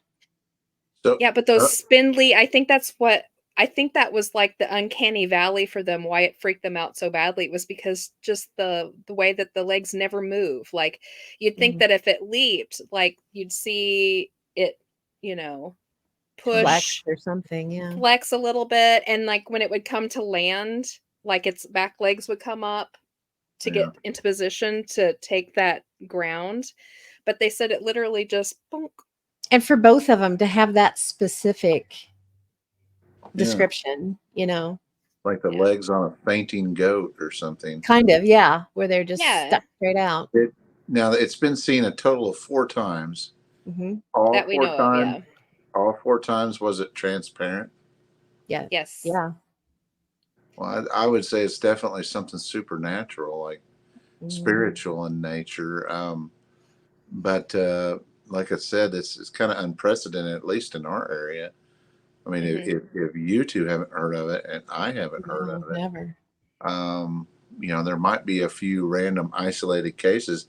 I mean, maybe if somebody else in the area or so anybody that's listening to this has seen it, you should reach out to Pam and Jess and let them know, because Absolutely. that is very interesting. I wonder if any hunters have seen this or anything. I mean, maybe word gets out. I mean, this is fairly recent. I mean, Yeah. Yeah. we're only what, bare not even 2 months into this whole Yeah. thing. Yeah. I mean, maybe it's not done. You know, It may not be. uh, Um, is there any cemeteries or anything nearby there? They're There's interesting that you should everywhere. say that Yeah. because just about where he was when he saw it is a Native American burial ground just to Hmm. the west. Um, so it's Hmm. about a quarter of a mile south of where he spotted that. Now, as to the lady, I'm not 100% sure. There's There's one right there in is that a area. mound. There's a mound near There her are 2 first mounts there. sighting. Yeah. However, there are not near her next to Yeah. where she lives. There is none there. So I don't know. Huh. Now, did whenever they saw this thing, was there any facial expressions? Did the head move? Not that Uh, he They noted. they couldn't see any movement. Like I said, it was as if somebody had cut it out of a piece of paper Mhm. like and somebody, like it was just boop. rigid, Yeah, total it was body. completely rigid, like a Monty Python movie, like the little Like if you cutouts they took would put an in the back. overlay on an overhead projector and just laid it on there and That moved is it so across. peculiar. Yeah, Yeah. very Did the strange. eyes glow? Could they see the eyes? Mm. Not that Mike saw anyway, Oh, Mm-mm. that is so weird. I mean, because he didn't and note the shape of the eyes or anything. He was just like, "What am I how looking at?" kind of thing, how you know. far off the ground was it? Um, That's that not. I'm not sure of. When Mike saw it, he was still a ways back. Mhm. He saw it in front of him, and when the woman saw it the initial first time, uh, it happened very quickly for her. Like I said, it went in between the 2 cars, so you're a little disoriented too, trying to look Right. into headlights and stuff. Everybody It loves it. was it was tall enough, it was high enough to clear that highway. Yeah. The highway that So, she was on is fairly wide and it has 2 full shoulders on the side, so Mhm. so it high enough basically to clear it. came out of the darkness entered into, I guess, like your headlights or your peripherals, Mhm. and Mhm. it soared across without moving and disappeared Mhm. on the other side. Mhm. Yeah. So it's not like it landed anywhere in between. It was like, Mm-mm. It always seems to clear it.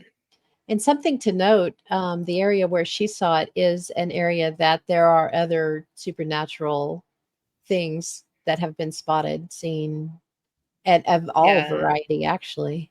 It's an area for disappearing cars, Yep, um, on the highway. uh, people walking the road that aren't actually there. Mhm. hmm, And the section that Mike was in is right on the edge of the Osage Hills. hmm. It's literally you have Copan Lake, Osage Hills. Like he was right in there. Yeah. So it's a hot spot for a million and one things out there. But we just thought it was so interesting. This is something we've never encountered before. We can't find anything like it. Maybe it's an animal from a long time ago. And that's a thought. Maybe we're seeing something that is bleeding through from another dimension, Extinct or, or something, or yeah. it's just something on repeat, like a ghost of something. But it's interesting how it's popping up all of a sudden. But I will say we have been noticing, at least since the beginning of 2024, an uptick in activity of all kind. Wow, Hmm. that's interesting. Hmm. And we don't know why. I don't know what's contributing to that, but there has been Well, is it? It's new reports or not just old reports trickling in? new reports. Wow, Hmm. that's interesting. I Mhm. haven't We've had a necessarily had that. I mean, I've had a few people bringing me reports, but most of them are old. Mhm. Exception was the one that I took today. Um, but yeah, wow. I have no idea. I'm kind of curious. I mean, if somebody else sees something like that, I'd like to get an update on that. And if I Oh, we hear absolutely will. anything, Yeah. I'll definitely let you know. We have put out a request for Bigfoot stories, UFO stories. Maybe we should put out a request for, hey, has anybody seen something that's not a deer? You know, You know? Maybe we should. We have done our due diligence. So, after the woman told us that she'd had the two extra sightings, we actually spent an evening out on those old back roads around the area where she lived, going up and down Mhm. and videotaping and looking, uh-huh. and nothing. And the next day after Mike saw that, we had our club meeting, and then shortly after it ended, Jess wasn't able to go, but me, Mike, and Mark went out, and we were at that area at, it was like 5:10, and he had spotted it at 5:30 the night before. So we got a really clear look at the visibility. It was definitely still completely light out. The sun had not gone over the hill to the west yet, so it was all very bright. The area where it disappeared into had a lot of brush, a lot of undergrowth.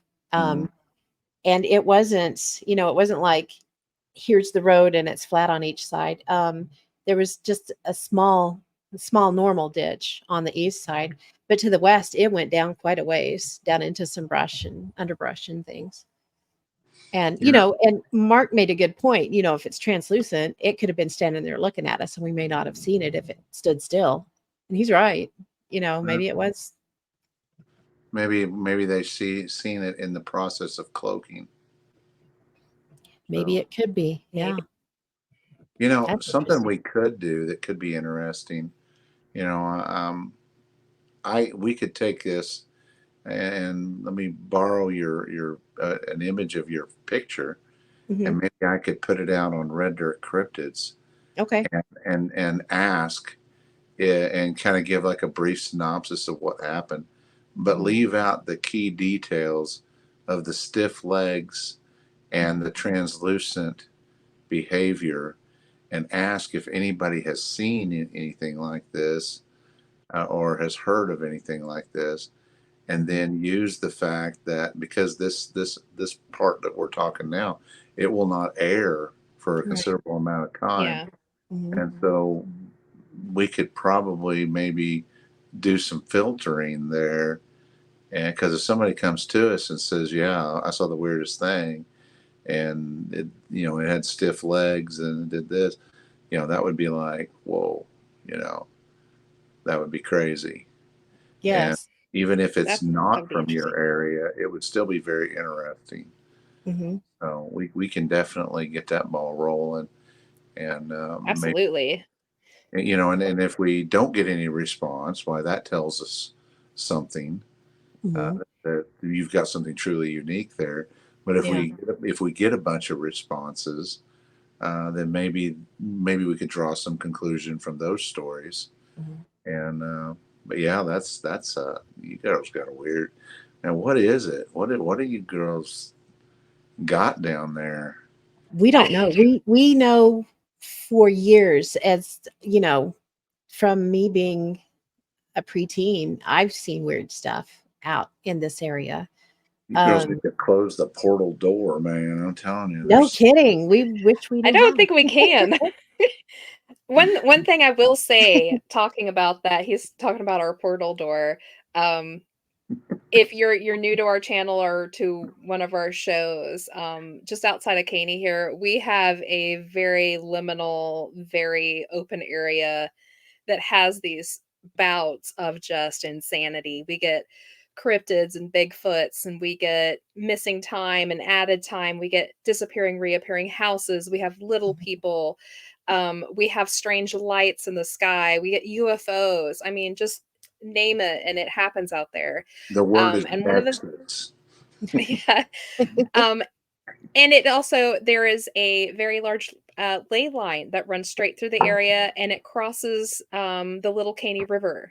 And we have found in the past that a lot of these bouts that happen occur around flooding times or when the river is especially high. The Sandhill area that we're talking about, that's at the base of that. Mhm.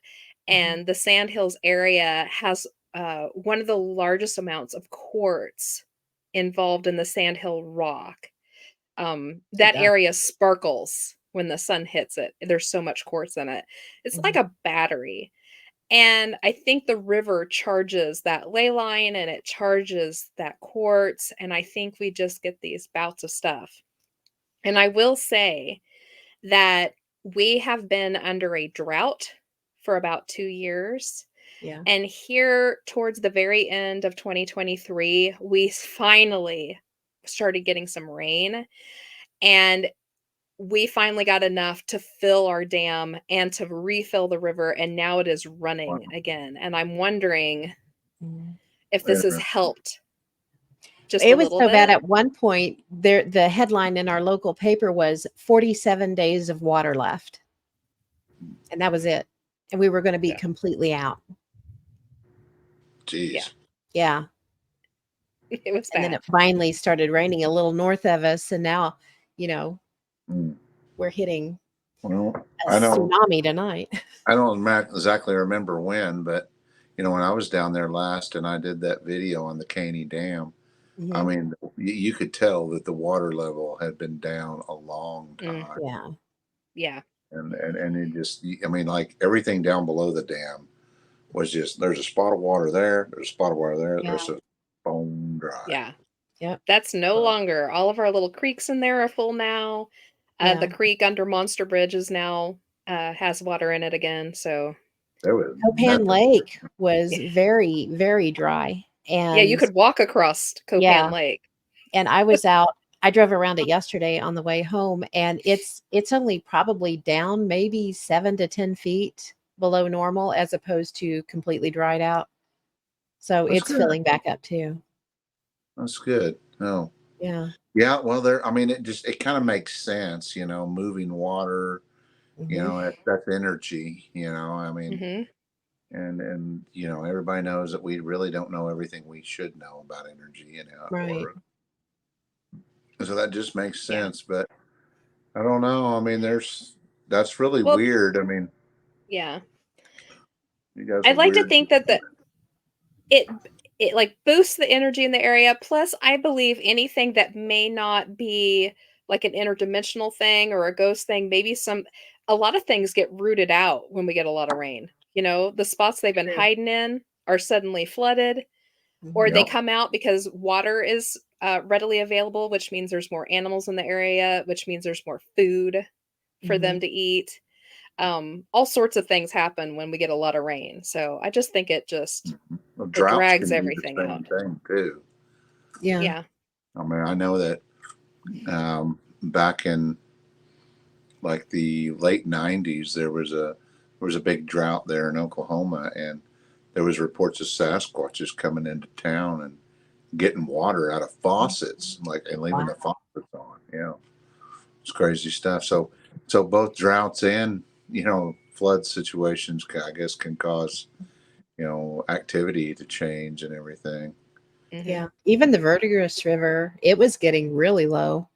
And that's not where our water source comes from, but it was getting kind of I know Independence and Coffeeville were both on water watch there for a little bit too, because uh Independence gets theirs from Elk City Lake and it was drying up.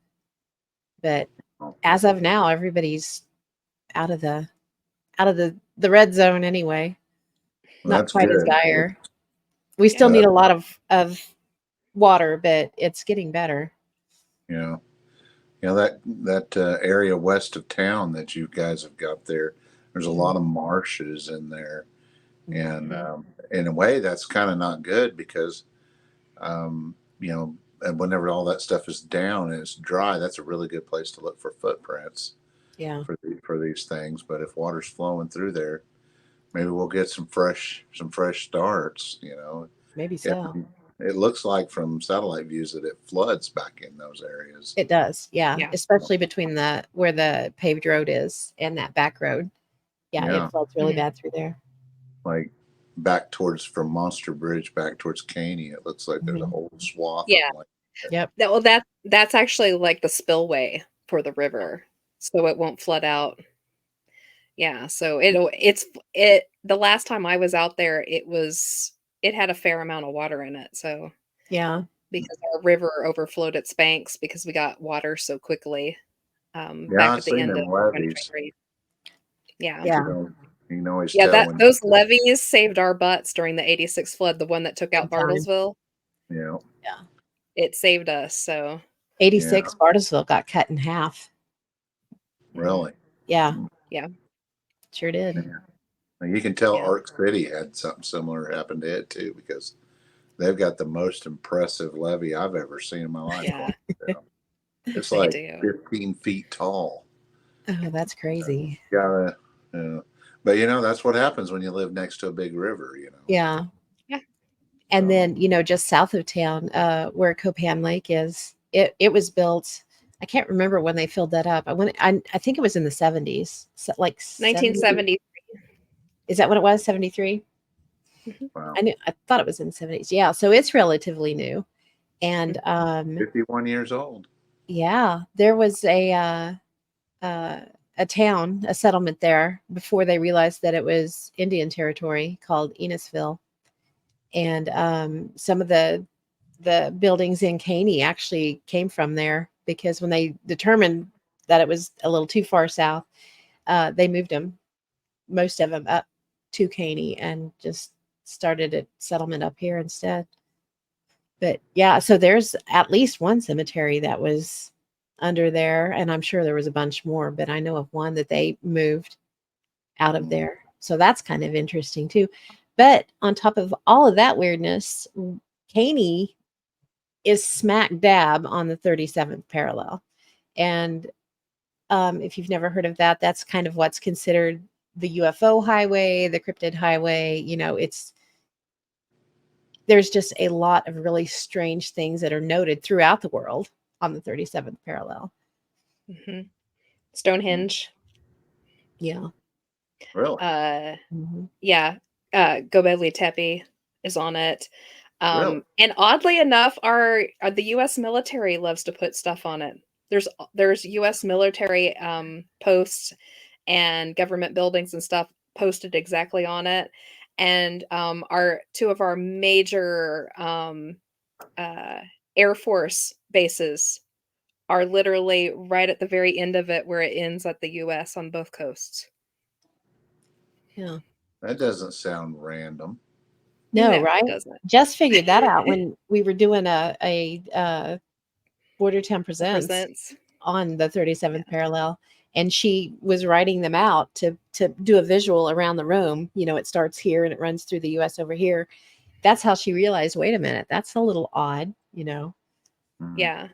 I found major military US Department type of facilities. There was 48 of them from one coast to the other. I put up a page for every place and put it up all around the room, and we followed it through every state. That's Pretty insane. interesting. It really is. And just to like double check myself, I picked another line. You know, I went up a little ways and just picked a line and followed it through. Did the same below just to see, is it just coincidental that stuff will fall on lines, it's, sometimes it's just coincidental. No, That's insane. I don't even know not what to like it make does of on this that. one. So, Well, anywho, it's getting late. Should Yeah. we do the notebook game? We do. Brian, have you heard of our game called the Notebook Game?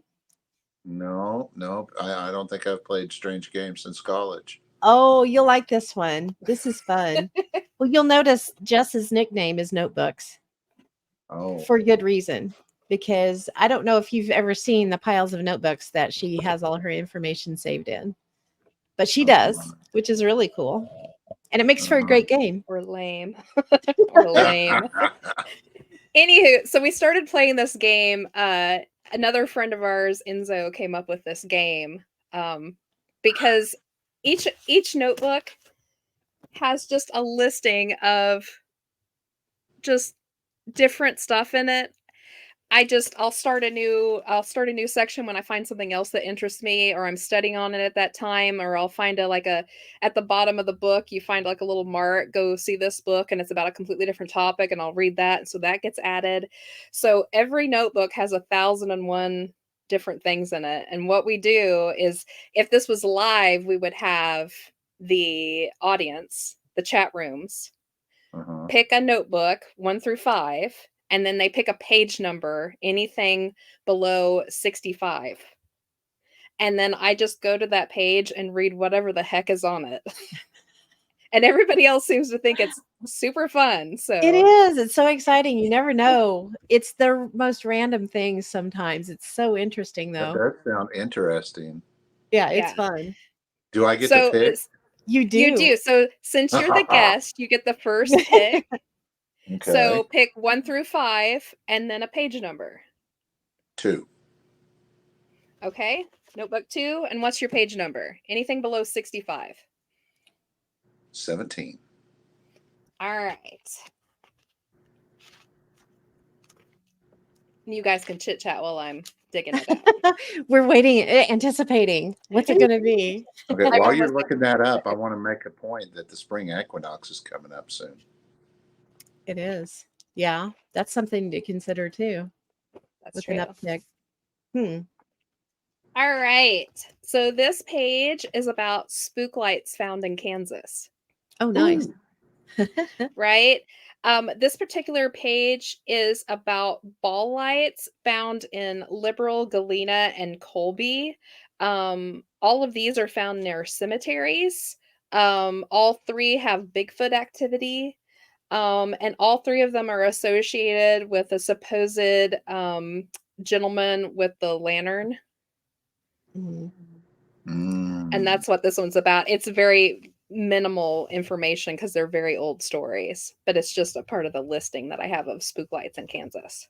Many stories are very vague.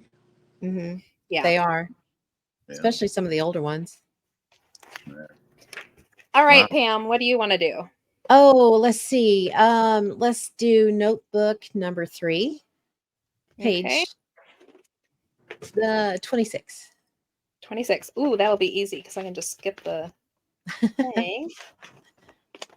Oh, hold on, it's got something taped to it. Uh-oh. Oh, okay. So this is part of the listing for known Mandelas, Oh, cool. Mandela effects. Uh-huh. Um, the way that Fruit Loops are spelled, the dogs playing cards, painting, the Mhm. fact that they don't actually have any hats or cigars. Have you heard of that one, That's so weird. Yeah, Brian? and that's not true. I swear I remember that. Mm-hmm. We all swear we remember that. Mhm. Risky Business, the fact that now Tom Cruise has no glasses and he has on a pink shirt instead of a white one Which is so strange. It was Yeah, totally he's when white. he slides out. and sunglasses. He had sunglasses on. He did. Yeah. Mm-hmm. Um, let's see here. The Sinbad being in the Shazam movies in the I 80s. swear I remember that movie. Yeah. I do too. Yeah. Pikachu missing the black stripe on its tail. Tinkerbell never spelled out the Disney logo. Which is so strange because I distinctly remember her flying around Yeah. the castle Mhm. and then she would do the dot with her Yeah. wand. Yep. Yeah, no, she yeah. Yep.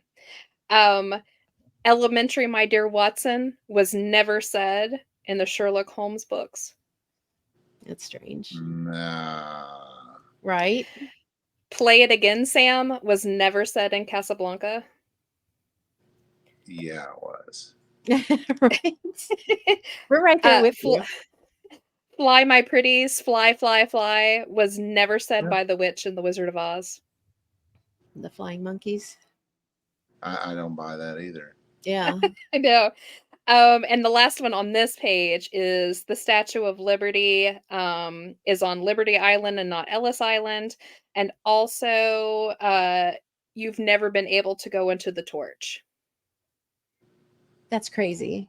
I think I had asked my friend that lives in New York about that, and she distinctly wouldn't. remembers that was a Mhm. thing when she was young. I've got All one right, that I Brian. like. I got one What? that I'd like to add to that. Do you Okay. girls remember when we were little? Campbell's soup cans had the devil and the pitchfork on the logo on the back side of the can. Do you guys I remember remember that? that devil with the Mm. pitchfork. Yeah. It was like a logo. And the Mhm. rumor supposedly going around was that the guy that invented Campbell's soup or whatever made a deal with the devil, and that was the price he paid, is he had to give the devil credit, and so it was on every can of soup. He made a deal at the crossroads, didn't he? I don't know, but Interesting. they deny that adamantly now. There's a But new one that I have heard of recently, and it is that on Raisin Bran, the sunshine did not have sunglasses on. And I've always remembered that having sunglasses. Yeah, like the That's the whole the thing. I sheep. mean, it's raisin. Yeah, wasn't there one Because with Mr. Clean too? probably There yeah, was something with about the Mr. earring or I something. I have my list on Mandelas is like 20 some pages long. That was just one Yeah, of the it's pages. crazy. So, Clean. yeah, in all different categories, not just like advertising and stuff like that. We have all sorts of stuff. So, all right, Brian, do you want to pick one more before we head out for the night? Okay, book number 5, page Okay. 5. See, isn't Page this Five. the 5. best game ever? It's so much fun. You It's kind of never know interesting, what you're and it gonna is. find. It's as random as you promised. So Absolutely, it is. But it's always interesting. All right. Oh, these are some of my notes from investigating at Sally House. Oh, nice. That was a strange Um, place. it was. Oh, this is the good page. This is our missing time page. Oh, nice. So, if you don't know, Brian, we investigated at the Sally House a number of years back, and we had one of the most insane nights of our life, but we didn't realize it until 2 weeks later Yeah. when I reviewed my notes. It was the first time we had really encountered like this disillusion that happens to sometimes investigators will go in and have an absolute insane amount of time, and then they just kind of it kind of just leaves your head. Like you leave very complacent, thinking, oh, you know, it wasn't Yeah. it wasn't that exciting. Not much happened. And then later on it starts to kind of come back to you again. This particular night, and this literally starts with the bird, Pam. Oh, wow. Top of the Okay. page, 12:04, Pam took a pic of a sleeping bird on the patio chair. Out front of the Sally house was a patio set, and Mike had found a bird sitting on it, stock still, looking dead forward.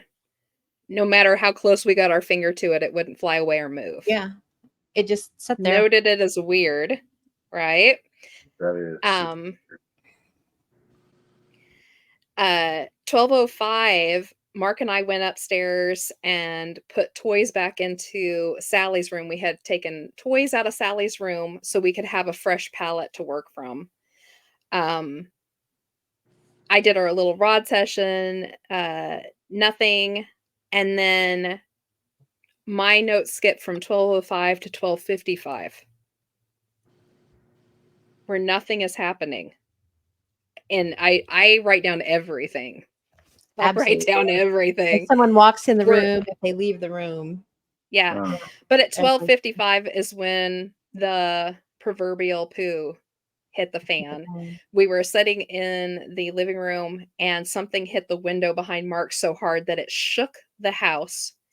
And we went running out, and there was a raccoon that had hit the window so hard that it had gotten knocked out. It was That sounds like impossible for it. Bigfoot activity. Right. Yeah, It it really was weird. so the only place that it could have leapt from to get up to the window was about 7 feet away. There was no way that a raccoon could have gotten enough force to leap and hit the house so hard that it nearly broke the window and it shook the house. And Raccoon as with a we were dog. outside, Loud. yeah, as that was happening, Mike said, "There's a mist going up the stairs." And I turned and looked because I was nearest, and there was. It's the first time I've ever seen a mist. It shot right up the stairs, and Mike and I followed it, and when we got to the top, it disappeared. And we're standing there trying to figure out where it went when one of the toys in the room started playing. And we couldn't get it to stop. We had to pull a screwdriver out to get the battery pack out of it. And when we got the batteries popped out of it, the mist popped back up again and went to a separate bedroom. And we followed it in. And I was standing right where we had last seen the mist. And I started feeling very sick. And I started feeling like somebody was pushing down on my shoulders really hard. And Mike said that my face changed, that I didn't look like me anymore. And it scared him really bad. And it only happened for like a split second. And then everything just went dead in the house. All the meter activity that we'd had, everything that was going on just stopped. And I was sick as a dog. I spent the rest of the evening on the couch trying not to vomit. And they went around trying to do meter readings and pick back up where they left off, but Nothing. it was dead. And that's literally what this page is about. It ends at us discussing if it was a portal opening of some kind, that maybe that suction pulled that raccoon in. And the beginning of it was that missing time area. We're wondering, did the bird have something to do with it in some fashion? Or worse yet, the scariest part for us is, what if something was happening during that missing time and I didn't write it down because whatever it was that was happening to us was so freaking scary that we've all shut it out of our minds. Well, that's crazy. You know, that Oh, like yeah. what do they call it? There's a name for it for victims when you go through something so horrible that your brain kind of It the shuts down. PTSD reactive thing, yeah. yeah. You know, that I can't think of what it's called either, but it's basically your brain blocks it out. It's Yeah. like almost Yeah. selective amnesia kind of thing. It's a It's like a defensive victim mechanism. PTSD or something like Yeah. that Wow. that gives you amnesia or whatever. But yeah, that's what this page is about. That's You a know, good one. That's kind of Yeah. funny because my buddy Coleman, I think you guys have met him. He just he was with MHS Network, but now he started a new YouTube page. It's called Cole and Tate. Him and his Okay. wife have started a new one. And their very first video that they just put out a few days ago was them going, and they stayed at the Sally House. Oh yeah, cool. And so they went out there and they were doing an investigation. So I don't know, maybe you should watch their video and see if anything that happened to you guys aligns with them. So it's Be interesting. just Cole Yeah. and Tate, and they got two little ghosts for logos. One looks like him and one looks like her. So That's fun. yeah, but they're just getting started. But yeah, he was super excited about going down there. I started watching the video, and I got about 15 minutes into it, and then something happens. I haven't finished watching the video. So, but anyway, It's an interesting place. And It the is. funny thing is that it's not always active. So you get a lot of people that go in there and they pay all this money to spend the night or investigate. And then they're like, it's not worth your time. Nothing happened. And then you get groups like us that are like, if you want to go, you better have the fortitude. Yeah. Yeah, Yeah. for sure. Stay. I didn't finish watching to the end, so I don't know what happened. Yeah, we'll have to check it out. I wrote it down so I don't forget. Right. That I mean, that's not my cup of tea, but I Mhm. find it interesting and fascinating. And the thing is even though I consider myself to be like a flesh and blood type of guy, I like solid evidence. I Mhm. still believe that all of this stuff is connected. It is. It has And, to be. It is. it's all connected somehow. I just, I'm just like one guy, and I need to focus on my genre, and that's Yeah. it, Mhm. But I do find the stuff interesting, It's and nice that you're open-minded enough to yeah, entertain, a lot Yeah. of other people are very possibilities. closed-minded Mhm. within these Mhm. genres, and Yeah. and when you think you know it all and you think you've got it all figured out, man, that's not a good place to be. No, Right. it's not. Exactly. You need to be always learning and always, and 100%. when somebody challenges something that you have to say, or human reaction or something that you take as a truth, when they challenge that, our human reaction is to retaliate or to prove them wrong or Yeah. whatever. And what we should be doing is listening Mhm. and Hmm. and trying to learn. And yeah, I'm just like everybody else. Sometimes I get puffy or something like that, but I have no reason to be. And I always end up calming down and and kind of thinking about stuff. And I've learned a lot. And sometimes the learning comes right after getting a little mad. Because I'm a little bullheaded from time to time. But I always try to remain open minded, and I do believe that all these different phenomenons, they may not be magical, but they're definitely some kind of technology or something that we don't understand yet. Yeah. And there's a lot of things that we don't understand, and that's the big joke: is the people that think that we really have all the answers. We're at just the beginning of the Absolutely. discovery of science and technology and stuff. But there's so many things that we have no idea, but we've got all these people out there that are the experts that Yeah. just can't say, you know what, I don't know. I just don't know. And Mhm. they have a real problem with saying that. That's why I'm always super skeptical of anybody, no matter what genre it's in, that has all the answers. Yep. If you can if you can answer any question that somebody's got, and you've got a question or an answer for every question, Mm-mm. you're probably either full of crap or you're psychotic, Yep. something along those lines. Yeah. So Well, Brian, we are hitting the end here. Before we go, though, can you tell everybody where they can find you and how they can get a hold of you if they want to, or if they need to? okay, Red Dirt Cryptid Investigations. Mhm. Um, There's my logo right behind me. It's pretty easy to remember. I'm on Facebook. I'm on TikTok. I'm on YouTube.